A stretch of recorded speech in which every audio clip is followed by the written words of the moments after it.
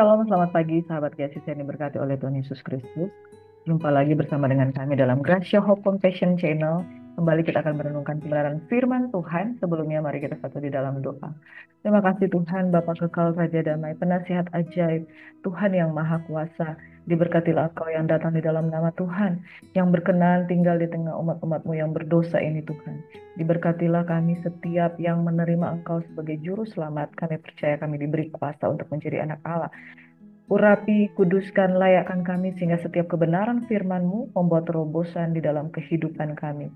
Secara jasmani dan rohani kami diubahkan oleh karena firman-Mu yang berkuasa untuk menyelamatkan jiwa kami ketika kami menerima dengan lemah lembut kebenaran firman Tuhan. Di nama Yesus Tuhan kami berucap syukur, kami sambut firman-Mu. Haleluya. Amin. Sekali lagi shalom, selamat pagi saudaraku. Kita akan merenungkan kembali kebenaran firman Tuhan. Kembali tentang Saulus dari kitab Kisah Para Rasul 9 ayat 19 hingga ayat 31. Di mana Saulus yang sudah ditangkap oleh Tuhan, dipanggil, dipilih, dan diutus oleh Tuhan, Saulus mulai melayani Tuhan. Di dalam ayat yang ke-19a, dan setelah ia makan, pulihlah kekuatannya. Saulus tinggal beberapa hari bersama-sama murid-murid di Damsyik. Ketika itu juga ia memberitakan Yesus di rumah-rumah ibadat dan mengatakan bahwa Yesus adalah anak Allah. Semua orang yang mendengar hal itu heran dan berkata, bukankah dia ini yang di Yerusalem mau membinasakan barang siapa yang memanggil nama Yesus ini? Dan bukankah ia datang ke sini dengan maksud untuk menangkap dan membawa mereka ke hadapan imam-imam kepala? Akan tetapi Saulus semakin besar pengaruhnya dan ia membingungkan orang-orang Yahudi yang tinggal di Damsyik karena ia membuktikan bahwa Yesus adalah Mesias. Beberapa hari kemudian orang Yahudi merundingkan suatu rencana untuk membunuh Saulus. Tetapi maksud jahat itu diketahui oleh Saulus. Siang malam orang-orang Yahudi mengawal semua pintu gerbang kota supaya dapat membunuh dia. Sungguh pun demikian pada suatu malam, murid-muridnya mengambilnya dan menurunkannya dari atas tembok kota dalam sebuah keranjang. Setibanya di Yerusalem, Saulus mencoba menggabungkan diri kepada murid-murid, tetapi semuanya takut kepadanya karena mereka tidak dapat percaya bahwa ia juga seorang murid. Tetapi Barnabas menerima dia dan membawanya kepada rasul-rasul dan menceritakan kepada mereka bagaimana Saulus melihat Tuhan di tengah jalan dan bahwa Tuhan berbicara dengan dia dan bagaimana keberaniannya mengajar di Damsyik dalam nama Yesus. Dan Saulus tetap bersama-sama dengan mereka di Yerusalem dan dengan keberanian mengajar dalam nama Tuhan. Ia juga berbicara dan bersoal jawab dengan orang-orang Yahudi yang berbahasa Yunani, tetapi mereka itu berusaha membunuh dia. Akan tetapi setelah hal itu diketahui oleh saudara-saudara anggota jemaat, mereka membawa dia ke Kaisarea dan dari situ membawa dia ke Tarsus. Selama beberapa waktu jemaat di seluruh Yudea, Galilea, dan Samaria berada dalam keadaan damai. Jemaat itu dibangun dan hidup dalam takut akan Tuhan. Jumlahnya semakin bertambah besar oleh pertolongan dan penghiburan oleh Roh Kudus. Demikian firman Tuhan. Bapak Ibu Saudaraku yang diberkati oleh Tuhan Yesus Kristus, menarik kebenaran firman Tuhan ini dari Kisah Para Rasul 9 ayat 19 hingga ayat 31.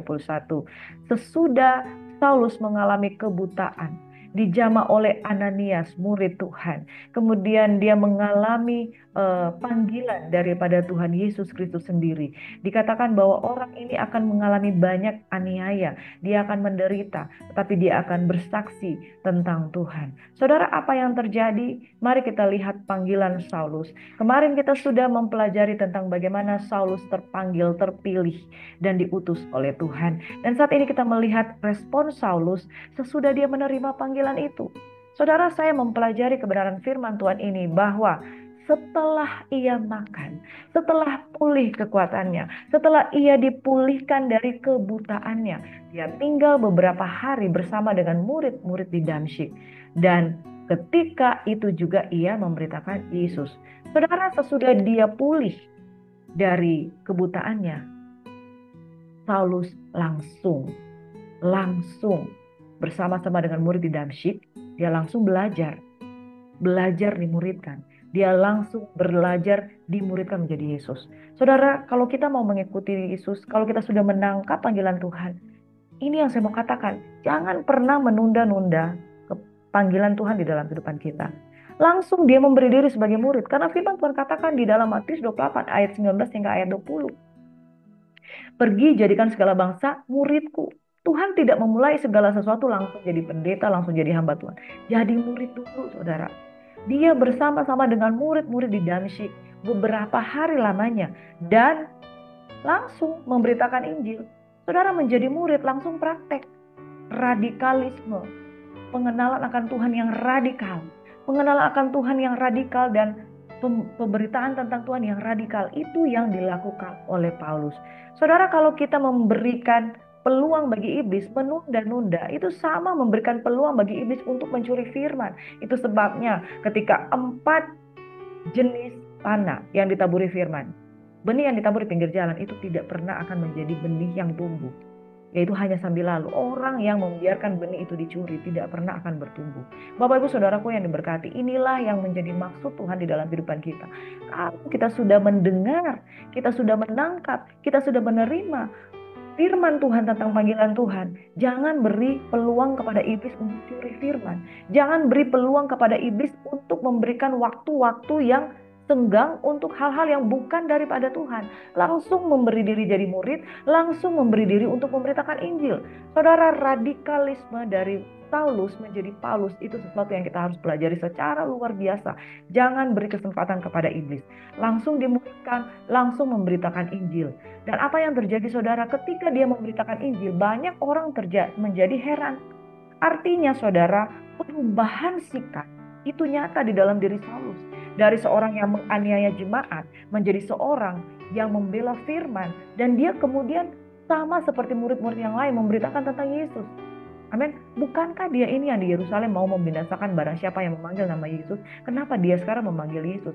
Bahkan dia sekarang tidak lagi menangkap murid-murid Tuhan. Padahal dia datang dengan kuasa penuh dari imam-imam kepala untuk menangkap murid-murid Tuhan. Dan sekarang dia yang memberitakan Injil.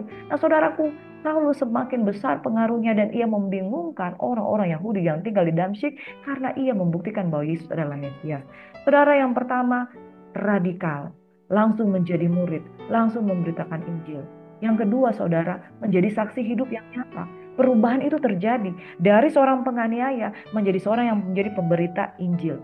Dari seorang yang menjadi musuhnya Tuhan, menjadi seorang yang menjadi sahabatnya Tuhan. Kesaksian hidup yang nyata. Saudara, kesaksian hidup yang nyata yang membuktikan dia tidak malu memberitakan Injil. Padahal dulu dianya adalah golongan seorang penganiaya jemaat. Yang ketiga, saudara, ketika dia sudah melakukan segala sesuatu untuk Tuhan, orang-orang Yahudi merundingkan rencana untuk membunuh Saulus. Yang ketiga, saudara, dia tidak takut. Murid-murid mengambilnya dan menurunkannya dari atas tembok kota dalam sebuah keranjang. Murid-muridnya meloloskannya, membebaskan dia. Dia tidak takut terhadap orang-orang Yahudi. Dia juga tidak takut untuk bergabung dengan murid-muridnya. Walaupun mereka semua takut kepadanya. Tetapi ada satu orang bernama Barnabas menerima dia dan membawa dia kepada murid-muridnya dan menceritakan bagaimana Saulus melihat Tuhan di jalan. Bagaimana dia dengan penuh keberanian mengajar di Damsyik dalam nama Tuhan. Saudara, Saulus dengan penuh keberanian memberikan bukti bahwa dia bukanlah musuh dari murid Tuhan. Dengan penuh keberanian dia menghadapi orang-orang Yahudi yang ingin memasukkan dia ke dalam penjara juga. Radikal, saudara, memiliki kesaksian hidup penuh dengan keberanian karena penyertaan Tuhan ada di dalam kehidupannya. Apa yang terjadi akibatnya? Ketika dia memberitakan Injil di jemaat di Yudea, Galilea dan Samaria, mereka semua dalam keadaan damai. Jemaat dibangun di dalam hidup takut akan Tuhan. Jumlahnya makin bertambah besar oleh karena pertolongan dan penghiburan Roh Kudus. Pesan Tuhan pada pagi hari ini, kalau kita ditangkap, dipanggil oleh Tuhan, jangan menunda-nunda waktu, jangan beri kesempatan kepada iblis. Langsung memberi diri jadi murid, langsung memberi diri untuk melayani Tuhan. Beritakan Injil siap tidak atau tidak waktunya, saudara. Radikal, kesaksian hidup juga yang nyata, perubahan yang hidup yang nyata. Yang ketiga, penuh keberanian. Sebab janji Tuhan di dalam Yesaya 41 ayat 13. Sebab aku ini Tuhan, Allahmu memegang tangan kananmu dan berkata kepadamu, janganlah takut, akulah yang menolong engkau. Ketika Yesus sendiri mendatangi Saulus, akulah yang engkau aniaya itu. Tapi sekarang aku mengutus engkau untuk pergi melayani. Tuhan tidak pernah berdusta bahwa dia menyertai. Dan Saulus percaya mulai dari saat itu hingga pada akhirnya dia menyelesaikan tugas panggilan Tuhan sampai garis akhir. Bagaimana dengan saudara? Apakah saudara orang yang suka menunda? Apakah Anda adalah seorang yang suka menunda pelayanan, suka menunda perubahan hidup, suka ketakutan? Ada saja alasan iblis untuk membuat saudara tertunda untuk bertumbuh. Saudara jangan pernah menunda panggilan. Jangan pernah menunda perubahan hidup. Mau berubah tapi saudara masih terikat dengan masa lalu, masih terikat dengan gaya hidup yang lama, masih tidak mau menunjukkan hidup yang saya ini udah berubah. Takut, takut ditolak, takut tidak diterima, dan takut masuk dalam komunitas yang baru. Saudara belajar dari Saulus, radikal, kesaksian hidup yang nyata, dan dia penuh keberanian untuk menghadapi baik komunitas yang baru maupun komunitas yang lama. Dia menunjukkan kepada komunitas yang lama, aku udah berubah. Dia menunjukkan kepada komunitas yang baru, aku mau menjadi bagian di dalam engkau. Saudara miliki sikap yang radikal di dalam Tuhan supaya engkau dapat mengalami Yesus itu betul-betul lahir dalam hidup. Apa gunanya Natal? Kalau saudara Yesus tidak menguasai kehidupan dengan satu kehidupan yang baru, kita merayakan Natal. Kita sekali lagi mengucapkan selamat merayakan Natal.